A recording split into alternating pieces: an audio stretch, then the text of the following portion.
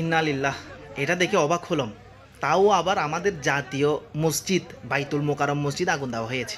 আপনারা ভিডিওটা দেখতেছেন বা কি বলবো, আমাদের বাংলাদেশ কোথায় গেছে দেখেন। আমার কথা হচ্ছে যে যে দেশে যার ধর্ম যে পালন করবে লাকুম দিনই কুমলিয়ে দিন, তাহলে আমার ইসলামের উপর এমন আঘাত আসবে কেন? তাও আবার আমাদের জাতীয় মসজিদ।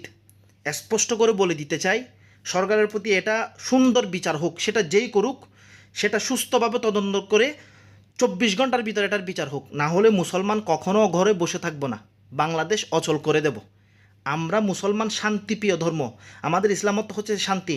আমরা কোনো ধর্মকে ছোটো করে কথা বলি না, কাউকে আঘাত দেওয়ার কোনো প্রয়োজন মনে করছি না। কিন্তু দুঃখের বিষয় হচ্ছে যে আমাদের জাতীয় মসজিদ, আল্লাহর ঘর, যেটাতে আমরা গেলে রহমত নিয়ামত পাই, আমাদের জাতীয় মসজিদ, পুরো বাংলাদেশের জন্য জাতীয় একটি মসজিদ যেটাকে বাইতুল মোকাররম মসজিদ বলা হয়, সেটাতে আগুন দেওয়া হয়েছে। মানুষ কতটুকু নিচে নেমে গেছে আপনারা দেখেন।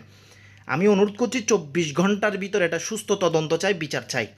হয়তো আমাদের দল ভাগ থাকতে পারে, এই এগুলো আমরা ঘরের ভিতর করব, কিন্তু মাঠে ময়দানে আমরা সকল মুসলমান এক হয়ে যাব ইসলামের জন্য। স্পষ্ট করে বলে দিতে চাই, সেটা যেই হোক না কেন, এটা সুস্থ বিচার হোক 24 ঘন্টার ভিতর, না হলে মুসলমান কখনো ঘরে বসে থাকবে না। আমি প্রতিবাদ জানাই এবং তত্ত্বলিন্দা জানাই এবং দুঃখ প্রকাশ করছি। তাও আবার আমাদের জাতীয় মসজিদ আমাদের কলিজায় হাত দিয়েছে।